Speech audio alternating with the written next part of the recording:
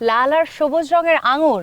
আমার তো এই আঙুর বাগান ছেড়ে আজকে বেরোতে ইচ্ছে করবে না, কি করব বলেন তো। আপনি ছিঁড়ে ছিঁড়ে শুধু খান আঙ্গুর। যা অবস্থা দর্শক, এই আঙুর বাগানে ঢুকলে আমি এতটুকু বলতে পারি যে কারোর এখান থেকে বের হওয়ার ইচ্ছে করবে না। তো এই এই দিকটাতে কি ধরনের গাছগুলো রয়েছে, কি জাতের? এগুলো সব হচ্ছে বেশিরভাগই বাইকুনুর আছে। এই আচ্ছা। আঙ্গুরগুলো যখন পরিপূর্ণ কালার চলে আসবে তখন দেখেন এই যে এরকম কালারটা চলে আসবে, তখন আরো আচ্ছা। মানুষের ভালো লাগবে। দর্শক, আপনাদেরকে একটা পরিপক্ক আঙুরের থোকা আমি দেখাতে চাই। আপনারা একটু দেখুন যে এটা কি সুন্দর রং চলে এসছে। দেখুন, বাংলাদেশের মাটি আলাদা, বাংলাদেশের আবহাওয়া পরিবেশ সব কিছুই কিন্তু আলাদা। তারপরেও দেখুন কালারটা কিন্তু আমরা সাধারণত যেই বিদেশি আঙুরগুলো, বাইরে থেকে আসা আঙুরগুলো কিনি, আপনারা খেয়াল করে দেখুন একদম তেমনই হয়েছে। কালারগুলো তেমন, এবং যেভাবে একেবারে পুরো থোকাটা ভরা থাকে আঙুরে, এখানেও কিন্তু তাই। এমন না যে কোনো কোনো আঙুর জায়গায় আছে জায়গায় নেই, সেটা কিন্তু না। প্রত্যেকটি আঙুরের থোকাই একদম ভরা। ভাইয়া, এটার তো বোধহয় আমার কাছে মনে হচ্ছে যে মিনিমাম এই ছোট্ট ইয়েটা 200-250 গ্রামের উপরে আছে। তারও বেশি হবে, তারও বেশি হবে। আসল ফল থেকে তৈরি, সম্পূর্ণ প্রিজারভেটিভ মুক্ত ফ্রুটিকা, পিওর মানে ফ্রুটিকা। আচ্ছা, এগুলো তো বোধহয় বিক্রির যোগ্য হয়ে গেছে। হ্যাঁ, এগুলো আর এক সপ্তাহ মতন পরে বিক্রি করা যাবে। আচ্ছা, কিছুদিন আরো রাখা যাবে। তো আপনি আপনার পরিবারের জন্য তো বোধহয় বাইরে থেকে ফ্রুটস আর কিনতে হয় না? না, আমি পরিবারের জন্য কোনো ফলই বাইরে থেকে কিনি না, আমার সব রকম ফলের বাগান আছে। আচ্ছা, তো এই যে এত এত ধরনের গাছগুলো রয়েছে বা এত জাতের গাছগুলো রয়েছে, এই গাছগুলো থেকে আপনি আনুমানিক কিরকম কি লাভ করতে পারবেন আশা করছেন? আমি এবছর আশা করছি যে আমার 1 একর বাগান আছে।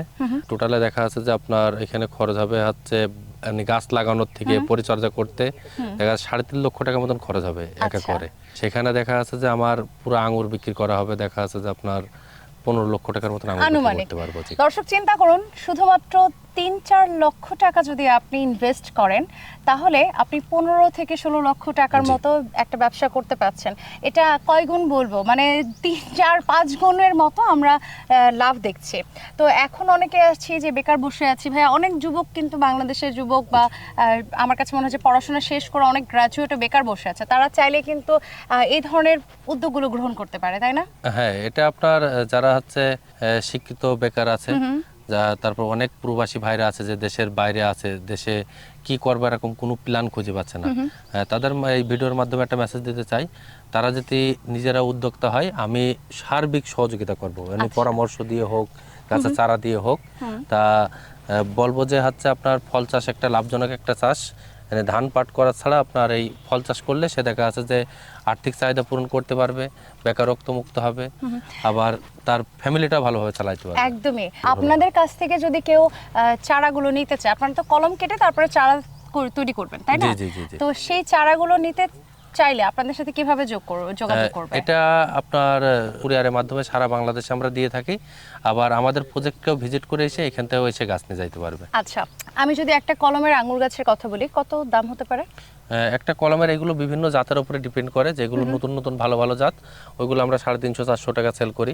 যেগুলো কমন জাত আছে, চয়ন আছে, জাম্বো আছে, মানিক চমন আছে, সুলতানা আছে, এইসবগুলো আমরা 250 টাকা 200 টাকা এরকম সেল করি। আচ্ছা, এই যে আঙুর বাগানটা এখন দেখতে পাচ্ছি, ফলগুলো যখন পুরো আপনি সেল করে দেবেন, তারপরে কি করবেন বলেন তো? আঙ্গুরগুলো আমরা পেড়ে নেওয়ার পরে আপনার হচ্ছে গাছে ফসফেট, পটাশ, ইউরিয়া সার খাওয়াই দেবো। খাওয়াই দেওয়ার পরে আবার মনে করেন যে আপনার প্রস্তুতি নেবো সামনেবার আঙুর হওয়ার জন্য। তার জন্য হচ্ছে আপনার ম্যাগনেসিয়াম, ক্যালসিয়াম ব্যবহার করতে হবে।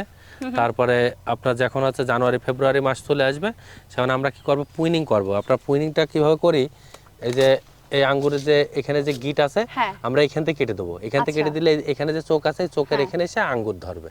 ও, তাহলে এই যে এত যে আঙুর, এই আঙুর যে সামনে এসে না দেখবে, সে বুঝতে পারবে না যে এই আঙুর বাগান দেখার কি সৌন্দর্য রয়েছে এবং চোখ জুড়ানো।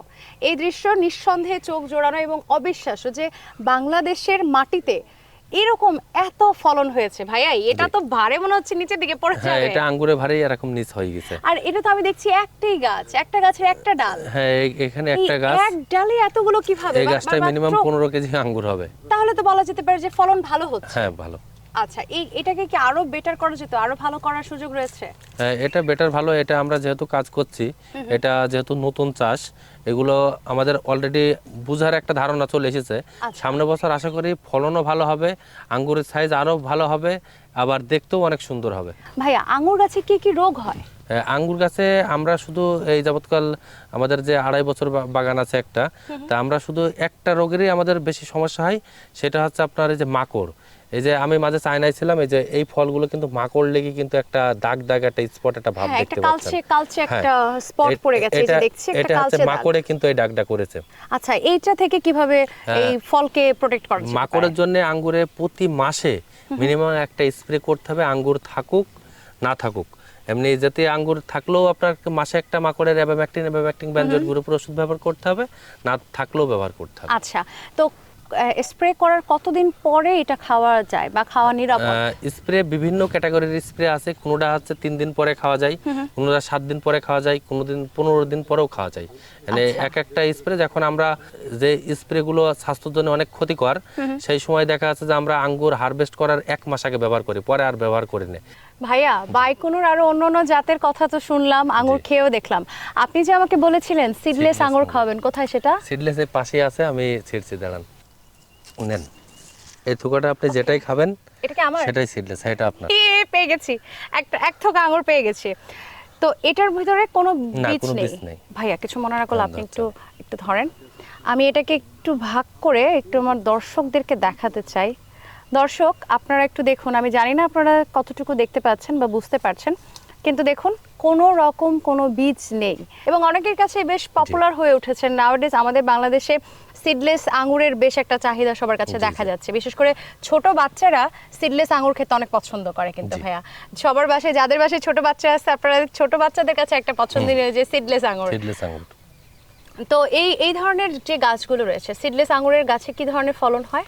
সিডলেস আঙ্গুরে ভালো ফলন, এগুলো বাণিজ্যিক জাত, এটা আপনার নিঃসন্দেহে চাষিরা চাষ করতে পারবে। আর বিশেষ করে আপনার যেরকম শিশু বাচ্চাদের বললেন, শিশু বাচ্চারা সবসময় সিডলেস আঙ্গুরটাই পছন্দ করে বেশি। এগুলো আপনারা কি রেটে বিক্রি করছেন? এগুলো আমাদের এখান থেকে 300 থেকে 350 টাকা রেটে সেল আচ্ছা, হয়। দর্শক, আপনাদেরকে আঙুর নিয়ে অনেক কথা বললাম, অনেক কথা শোনালাম। সজনে ডাঁটা দিয়ে ডাল খেতে সবার পছন্দ হয়, তাই না? বা সজনে ডাঁটা চচ্চড়ি করে খেতে আমরা সবাই পছন্দ করি, কিন্তু শুধুমাত্র সিজনে সজনে ডাঁটা পাই। তো 12 মাসই সজনে কিভাবে লাগানো হচ্ছে, কিভাবে পরিচর্যা করা হচ্ছে, এবং আসলেই যে বাংলাদেশের মাটিতে হচ্ছে, এখন আপনাদেরকে সেটা দেখাবো। ভাইয়া, কোথায় বাগান? এই পাশেই, চলেন যাই, গিয়ে চলুন, দেখে আসি। চলে যাই।